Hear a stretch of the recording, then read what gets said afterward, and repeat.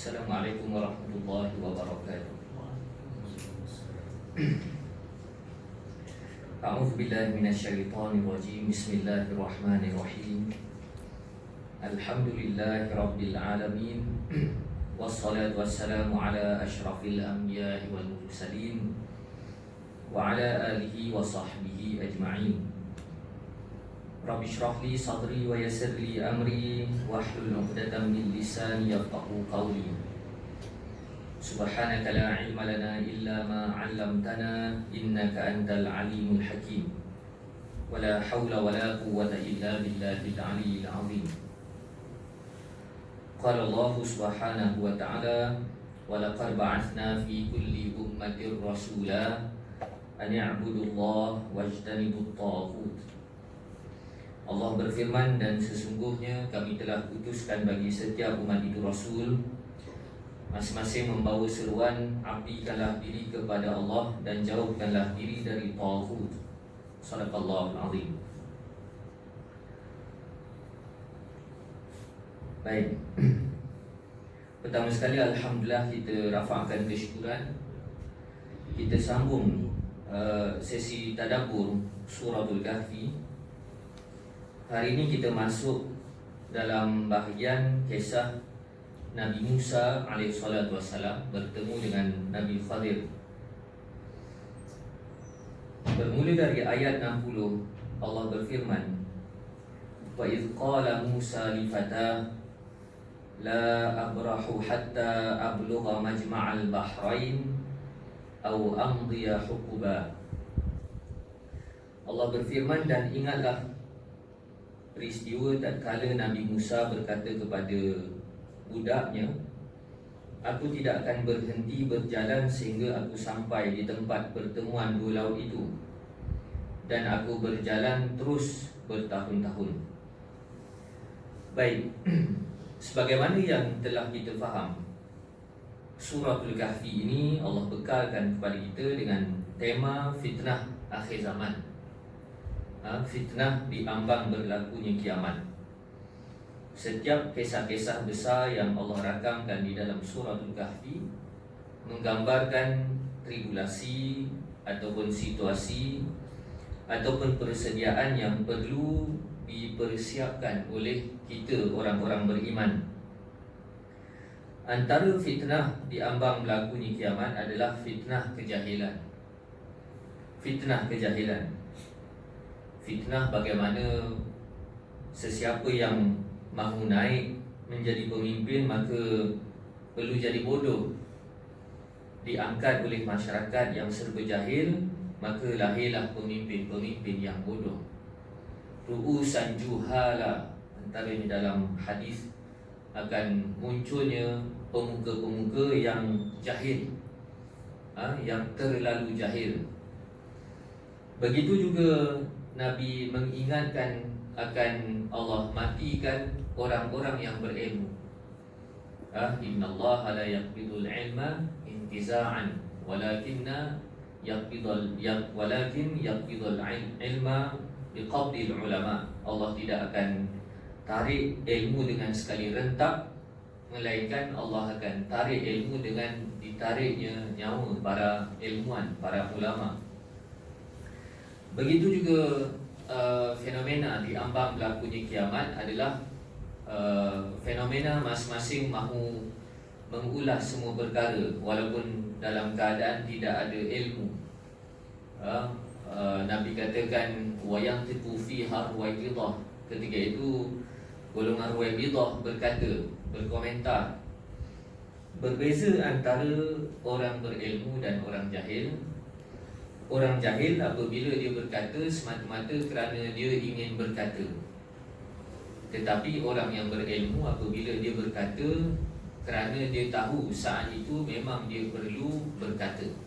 Berbeza. Jadi disebabkan itu, kalau kita nak menghadapi zaman kita hari ini, zaman lebihan informasi, bukan kekurangan informasi tapi lebihan informasi. Yang tak adanya adalah ilmu untuk menyaring, untuk memproses, untuk meletakkan sikap yang betul di sebalik informasi yang terlalu banyak. maka melahirkan masyarakat yang serba mahu berkomentar. Kalau kita lihat di media sosial itu, kalau boleh setiap isu yang berlaku kita nak komen,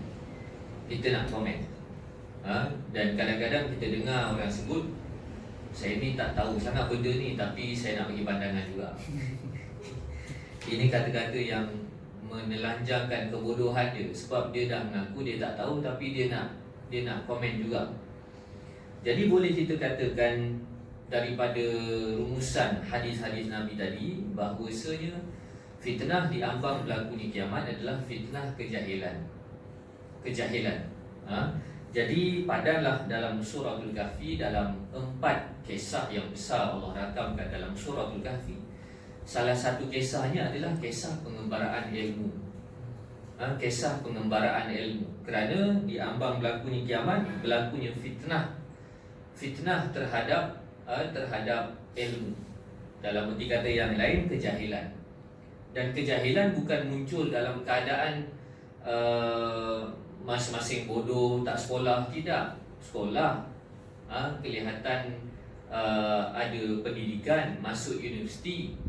Tetapi ilmu pada hari ini hilang objektifnya, kerana ilmu dijadikan sebagai alat komersial untuk mencari peluang pekerjaan, bukan untuk mengetahui sesuatu perkara secara hakikat. Jadi disebabkan itu Allah sediakan kepada kita kisah ilmu, pengembaraan ilmu Nabi Musa alaihissalam. Baik, Allah berkata Nabi Musa berbicara dengan fatah, dengan anak buahnya. Kalau kita lihat dari sudut bahasa, ia bermaksud budak. Dari sudut bahasa, kalau kanak-kanak, ulam. Kalau remaja, fityah, fatah. Dan kalau pemuda ke belia, dipanggil sebagai syabab. Yang menariknya dalam suratul Kahfi ini, Allah nyatakan sebanyak 2 bahagian cerita berkenaan remaja. Yang pertama, kisah Ashabul Kahfi, innahum fityah, sesungguhnya mereka adalah remaja. Iaitu kalau kita terjemahkan Ashabul Kahfi itu pemuda, agak tidak tepat. Sebenarnya remaja. Begitu juga anak buah Nabi Musa ini remaja. Dalam Al-Quran, Allah ceritakan kepada kita 3 kisah remaja yang boleh menjadi inspirasi dalam bidang pendidikan. Yang pertama, Ashabul Kahfi, remaja yang tidak terpengaruh dengan kerosakan sekeliling. Yang kedua, berkenaan budak Nabi Musa, remaja yang diasuh, yang diajak untuk berpartisipasi supaya mengalami pengalaman ilmu dan dakwah. Begitu juga remaja, Allah gunakan perkataan remaja dalam Quran merujuk kepada kisah Nabi Ibrahim. Ketika Nabi Ibrahim meruntuhkan berhala, maka orang kampung berkata, kami mengetahui yang runtuhkan itu fatan, yuqalu lahu Ibrahim, yang dipanggil namanya Ibrahim. Jadi keremajaan Nabi Ibrahim ketika itu sifatnya adalah berani dan pandai berhujah. Apabila orang ramai bertanya, apakah kamu yang meruntuhkan berhala yang banyak? Nabi Ibrahim kata, tanyalah pada berhala yang paling besar, memandangkan dia ada kapak tu, tengok dia yang paling selamat sekali, dia yang satu-satunya selamat. Maka kecerdasan berhujah itu ada pada Nabi Ibrahim. Saat ketika itu Nabi Ibrahim masih lagi remaja. Baik. Jadi dalam cerita ini Allah ceritakan Nabi Musa dia tidak pergi seorang, tetapi dia mengembara ilmu bersama dengan budaknya. Dan dijelaskan oleh para ulama mufassirin bahawasanya budak yang diajak teman oleh Nabi Musa itu adalah Nabi Yusha, Nabi Yusha bin Nun. Jadi dalam ayat-ayat Al-Quran yang lain Allah menjelaskan Nabi Musa ini ada 12 nuqabah. wa ba'atsna minhum 12 naqiba. Bermaksud Nabi Musa melatih 12 orang pelapis. 12 orang pelapis. Salah seorangnya adalah Yusha' bin Nun. Yusha' bin Nun. Jadi yang kita panggil Nabi Yusha' ni Lifatah, ini merujuk kepada Nabi Yusha'. Jadi antara 12 orang naqib yang dilatih, yang ditarbiah oleh Nabi Musa itu, yang menjadinya hanya 2 orang sahaja. Yang 10 orang tak jadi. 10 orang khianat. 10 orang khianat. Ini tara murabbinya Nabi Musa. Sang murabbinya Nabi Musa. Tapi yang menjadinya 2 orang. Salah seorangnya adalah Yusha'. Baik. Jadi Nabi Musa, Allah terus ceritakan keadaan Nabi Musa bawa budaknya untuk pergi ke satu tempat yang Allah tandakan sebagai pertemuan 2 laut. Jadi Nabi Musa kata, aku tetap akan berjalan cari lokasi tersebut sampai jumpa. Kalau tak jumpa sekalipun, aku akan tetap berjalan dalam tempoh yang panjang. Jadi Nabi Musa telah meletakkan azam untuk mencari gurunya seperti yang telah dimisikan oleh Allah Subhanahu wa taala. Baik, kita pergi rengka-rengka sahaja. Di dalam hadis Nabi SAW menceritakan latar belakang kisah ini. Apabila Nabi Musa berkuliah dengan Bani Israel, lantas ada di kalangan Bani Israel bertanya pada Nabi Musa, siapa di kalangan kita yang paling berilmu, yang paling alim? Yang paling berilmu, yang paling alim. Lantas Nabi Musa pun jawab, aku. Dari sudut jawapan Nabi Musa itu, dari konteks soalan itu barangkali betul. Sebab memang kalau nak dibandingkan Nabi Musa dengan Bani Israel, Nabi Musa paling alim sekali. Pun begitu, Allah Subhanahu wa taala mentarbiah Nabi Musa supaya meneroka ilmu dan menyedari masing-masing ada potensi ilmu yang berbeza, ada yang lebih alim. Dalam erti kata yang lain, terlalu sukar untuk kita katakan siapa yang paling berilmu dalam dunia. Terlalu sukar sebab ilmu manusia ini saling berkongsi, saling tumpang menumpang. Barangkali orang itu dia alim dari bidang ini, tapi tak alim dalam bidang itu, dalam bidang yang lain. Profesor, setinggi-tinggi profesor sekalipun, kalau kereta rosak, dia terpaksa merujuk pomen, yang kadang-kadang pomen tak sekolah pun, kan? Jadi nak katanya di sini Allah mengajar kita supaya jangan merasa bongkak, kerana kita saling memerlukan antara satu sama lain. Dalam sebagai contoh sesi kita tengah hari ini, barangkali untuk membahaskan kefahaman Al-Quran, saya kena duduk depan. Tapi kalau nak bahaskan soal saham ke, tuan-tuan kerja apa sini? Saham ke apa kan, saya kena duduk bawah, saya tak reti. Jadi kalaulah kefahaman itu yang dipegang oleh semua manusia, maka kita saling mengambil keuntungan antara satu sama lain. Untung dari sudut menumpang ilmu. Jadi Allah Subhanahu wa taala pun menegur Nabi Musa bahawasanya kamu kena cari hamba aku yang soleh. Hamba aku yang soleh, yang mana tempatnya di pertemuan 2 laut. Kalau kita merujuk di dalam tafsir, banyaklah perbahasan dekat mana pertemuan 2 laut tu. Ada yang kata dekat Laut Parsi, ada yang kata dekat Laut Mediterranean, ada yang kata dekat Laut Tanjah, dekat hujung Morocco ke kan? Ada yang kata pertemuan antara Laut Merah, Laut Merah dekat bertemu dengan laut yang mengalir dari Yambok. Macam-macam pandangan. Cuma kat mana sekalipun laut tu tidak menjejaskan moral cerita ini. Jadi kita tinggalkan perbahasan laut tu kat mana.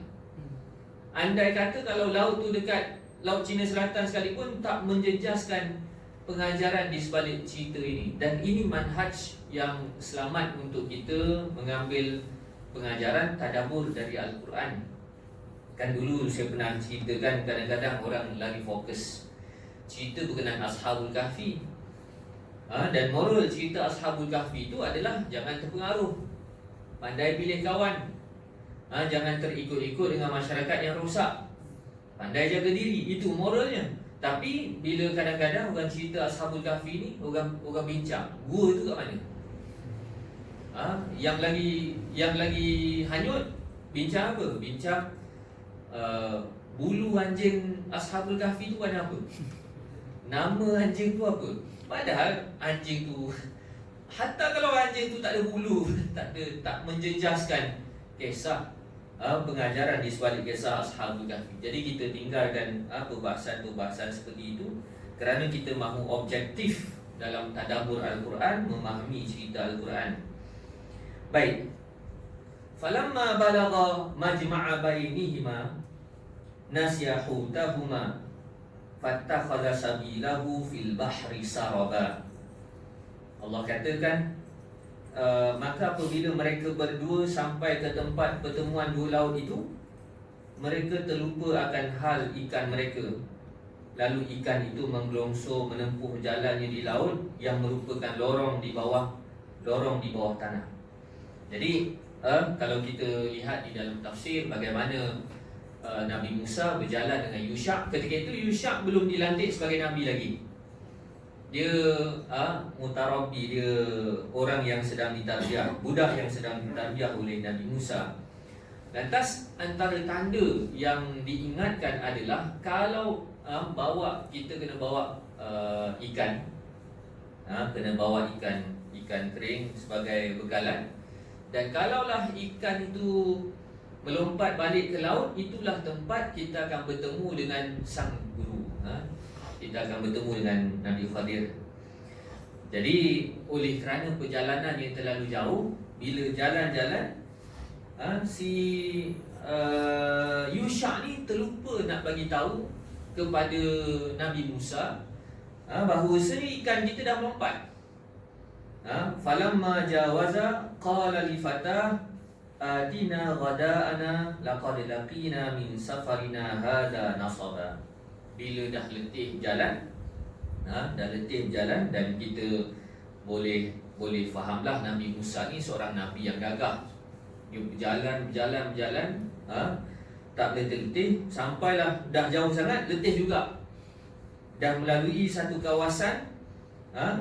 kawasan yang dikatakan pertemuan antara dua laut. Nabi Musa pun berkata pada budaknya, Yusha, wahai Yusha, bawalah mana kita punya tabau tadi tu.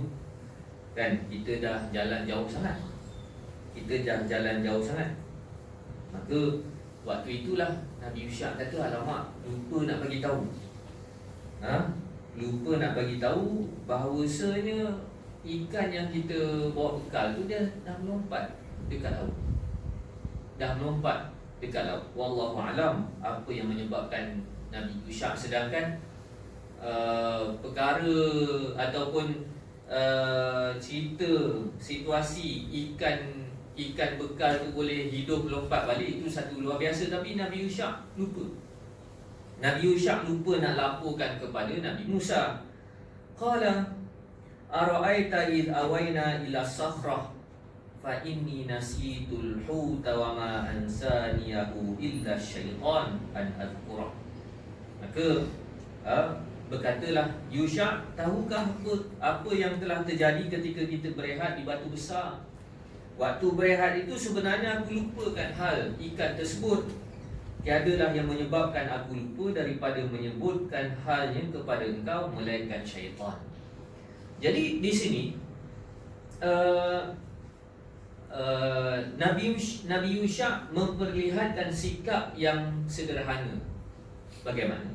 Bila Nabi Yusha melakukan kesilapan, Nabi Yusha terlupa, dia mengaku, aku terlupa. Pada masa yang sama, dia turut menjelaskan yang buat aku lupa ni syaitan. Syaitan. Jadi dalam permasalahan kita, kan, kita kadang-kadang kita ada salah satu sikap yang ekstrim. Kadang-kadang kalau kita buat salah, kita salahkan syaitan. salahkan setan. Sedangkan setan itu kerja dia memang kerja setan.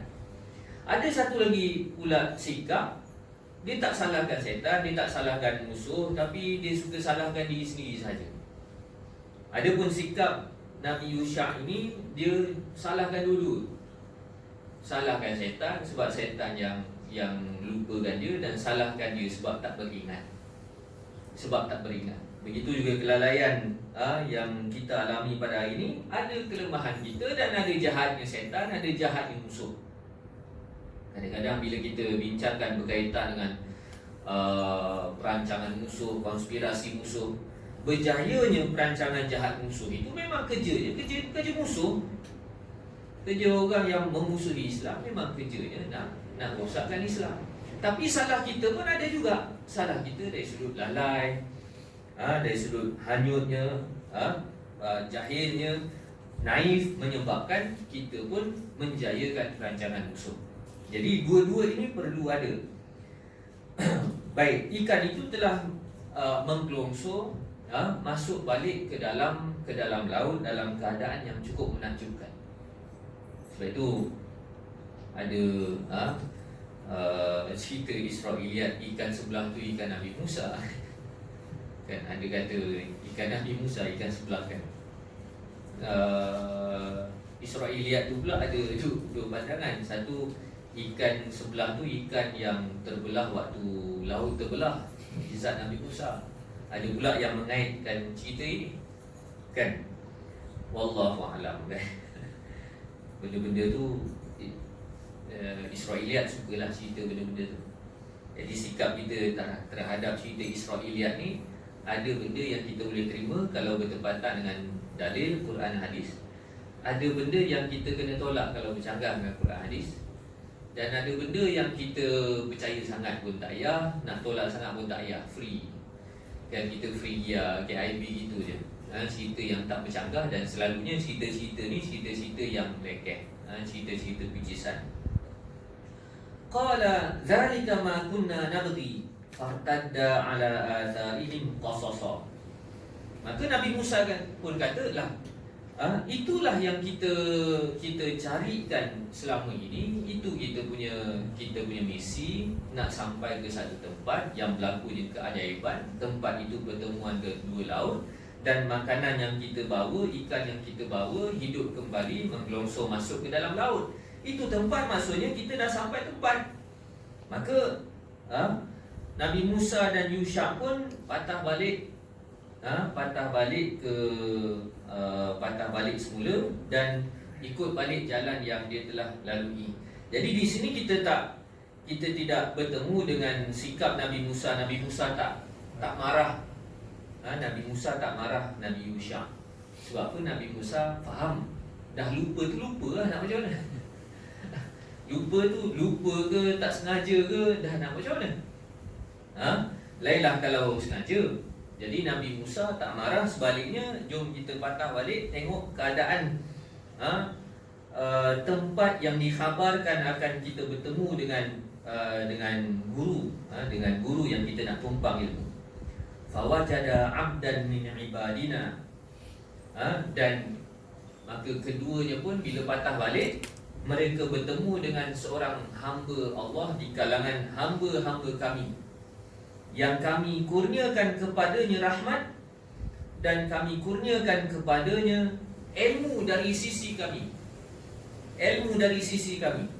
Baik, jadi hamba yang soleh inilah merujuk kepada Nabi Khadir.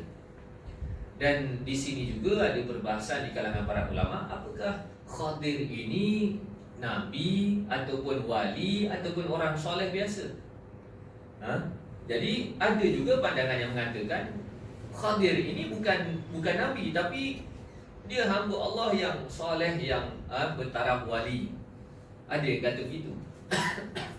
Tapi kita menerima pandangan bahawasanya Khadir ini adalah nabi, adalah seorang nabi. Dan sebutan betul bagi Khadir adalah Khadir, bukan Khidir.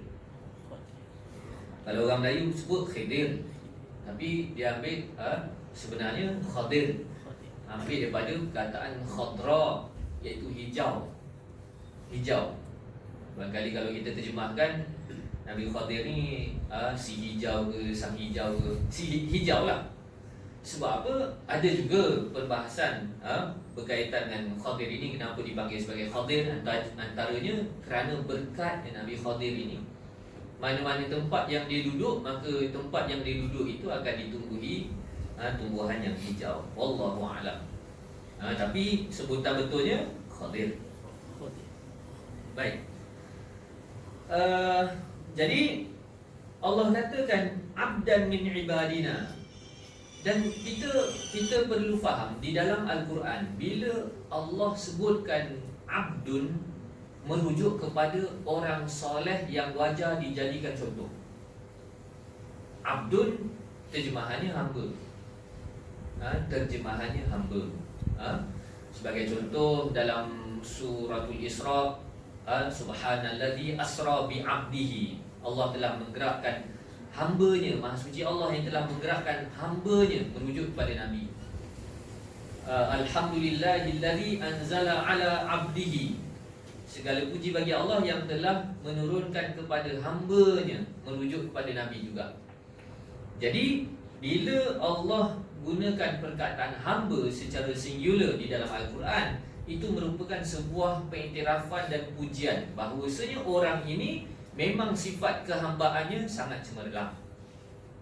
Sangat cemerlang.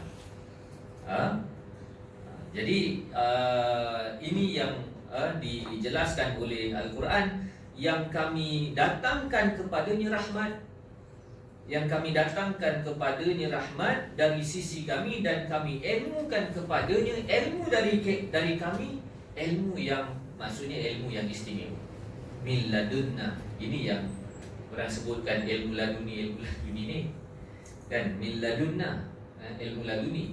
Tapi kok mana sekalipun kena belajar. Dia tak boleh tiba-tiba datang, tiba-tiba kata tak payah solat. Itu kan laduni kan.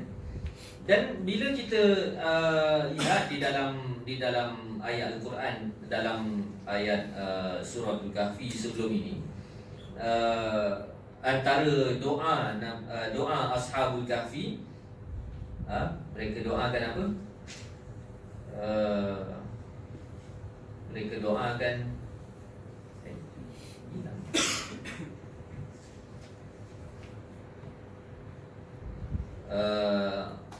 Rabbana atina min ladunka rahmah. Rabbana atina min ladunka min ladunna rahmah. Min ladun. Rabbana atina min ladun rahmah. Jadi kurniakan kepada kami rahmat dari sisimu. Kerana waktu itu tak ada siapa yang boleh kasihani kami, tak ada siapa yang boleh bela kami, yang boleh selamatkan kami, engkau je. Begitu juga dalam kisah Nabi Khadir ini. Allah katakan wa'allamnahu min ladunna ilma. Ilmu yang dimiliki oleh Nabi Khadir ini orang lain tak boleh bagi, melainkan memang Allah bagi. Memang Allah bagi. Ni ilmu yang dikurniakan kepada Nabi Khadir. Qala lahu Musa, hal attabi'uka ala an tu'allimani mimma 'ullimta rusyda. Lantas Musa pun berkata kepada Khadir,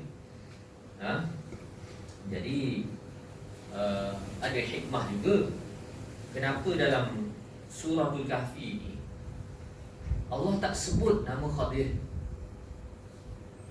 Allah tak sebut kerana Allah nak tekankan kepada kita. Kalau kita faham interaksi dengan Al-Quran, Allah nak tekankan kepada kita cerita berkenaan kat mana Khadir itu, berkenaan identiti Khadir itu tak penting. Itu tak penting. Sebab kalau penting mesti disebutkan namanya.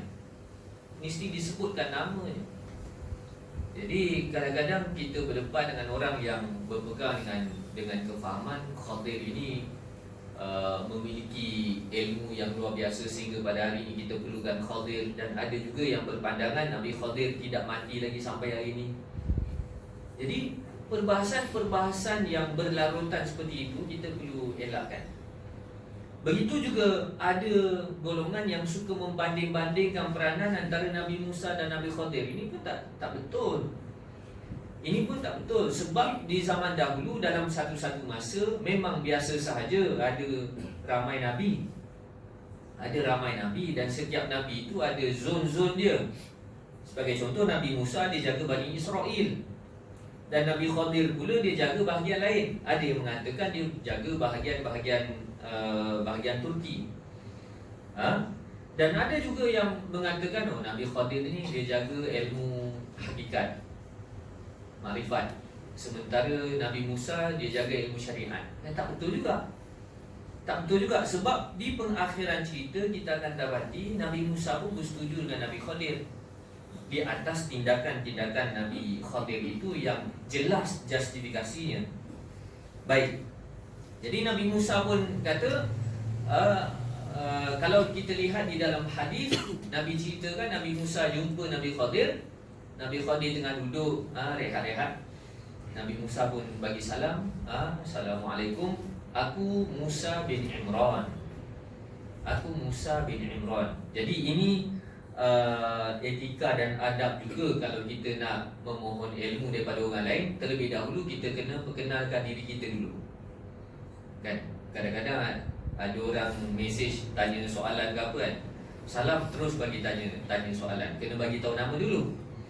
Kena bagi tahu nama dulu. Sebagaimana Nabi Musa, aku Musa bin Imran. Lantas Nabi Khadir pun tanya, Musa Bani Israel, apakah Musa Bani Israel? Bermaksud dalam dunia kenabian memang ketika itu orang kenal Nabi Musa ni memang jaga Bani Israel. Yang Nabi Khadir pula jaga kaum lain. Lantas Nabi Musa pun kata, ya. Nabi Musa pun cerita apa yang telah dia lalui. Allah memerintahkan dia supaya bertemu dengan Nabi Khadir. Lantas apa yang disebutkan oleh Nabi Khadir, sesungguhnya engkau telah dikurniakan ilmu yang aku tak tahu, dan aku dikurniakan oleh Allah ilmu yang kau tak tahu. Jadi jawapan ataupun respon dari Nabi Khadir ini sangat menterjemahkan budaya ilmu di dalam Islam. Maksudnya Nabi Khadir kata apa?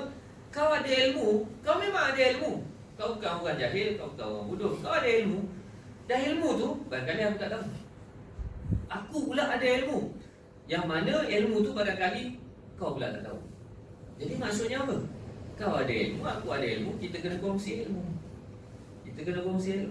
Tak boleh kita monopoli seorang-seorang. Dan kalau kita nak monopoli ilmu dalam dunia ni pun kita takkan boleh, sebab ilmu dalam dunia ni tak habis. Jadi Nabi Khadir pun kata, wa kaifa tasbiru ala ma lam tuhit bihi khubra. Maka bila Nabi Musa kata, aku nak belajar dengan kau lah, macam Allah suruh nak belajar, mesti ada something special lah. Kemudian Nabi Khadir kata apa? Kau takkan mampu bersama dengan aku, takkan mampu bersabar. Bagaimana kau boleh bersabar pada perkara yang kau belum ketahui? Dan ini sangat manusiawi sekali, kerana fitrah manusia itu adalah makhluk yang suka tertanya-tanya. Bahasa orang putih suka tertanya-tanya apa? Suka tertanya-tanya lah. Dan kalaulah kau sentiasa tertanya-tanya, macam mana kau boleh bersabar? Dan ini sangat fitrah. Bukan nak katakan Nabi Musa ni orang tak penyabar. Tak, kita tak boleh kata begitu. Sebab syarat seorang Nabi, dia mesti bersabar. Dia mesti orang yang bersabar. Orang soleh pun kena bersabar, apatah lagi Nabi. Jadi kita kena jaga adab kita dengan Nabi. Jangan kita meriwayatkan cerita Nabi Musa, kita pun kata Nabi Musa ni orang yang kurang penyabar. Tak boleh kata begitu. Nabi Musa ni dia seorang yang penyabar. Cuma secara tabiat manusianya, apabila dibebani perkara-perkara yang menimbulkan puzzle dalam diri dia akan seringkali bertanya apa justifikasinya, apa alasannya. Kita boleh bayangkanlah kalau orang bagi teka-teki pada kita. Teka-teki dahsyat pula tu. Kemudian kita tak jumpa jawapan. Selama mana kita tak jumpa jawapan tu, kadang-kali kita nak tidur pun tak boleh. Serabut, apa benda lah, apa benda. Jadi ini merupakan tabiat manusia. Jadi disebabkan itu Nabi Khadir kata, macam mana kau boleh sabar, kau belum tahu perkara itu. Jadi Nabi Khadir kata, malam, kamu belum tahu. Bukan Nabi Khadir kata malan, kamu takkan tahu. Tak. Bermaksud isunya di sini, ilmu yang ada pada Nabi Khadir itu bukan Nabi Khadir tak boleh nak bagi justifikasi, tapi ada waktunya, aku kena buat dulu, lepas tu baru aku bagi tahu pada kamu. Jadi tak ada cerita di sini, kau takkan tahu benda ni, kau takkan boleh faham. Tak, bukan takkan boleh faham, kau belum boleh faham. Sampai satu masa kau faham. Dan beberapa peristiwa selepas itu, ternyata Nabi Khadir menjelaskan kepada Nabi Musa apakah alasan dia melakukan tindakan-tindakan yang disoal oleh Nabi Musa. Lantas Nabi Musa kata apa? Satajiduni insyaallah sabira wala a'si laka amra. Kau akan dapati aku ni insya-Allah, aku ni boleh bersabar, aku ni boleh bersabar, dan aku takkan mengingkarimu dalam urusan yang dilakukan. Jadi Nabi Musa pun sebut insya-Allah dengan azam, supaya melalui misi pembelajaran ini dengan baik. Aku insya-Allah aku boleh sabar. Aku boleh sabar, dan aku takkan ingkar dengan kamu, wahai Khadir. Maka bermulalah pengembaraan mereka bersama dengan Nabi Khadir. Pengembaraan yang menakjubkan. Baik, jadi rasa sekadar itu sahaja untuk tengah hari ini. Wallahu a'lam. Assalamualaikum.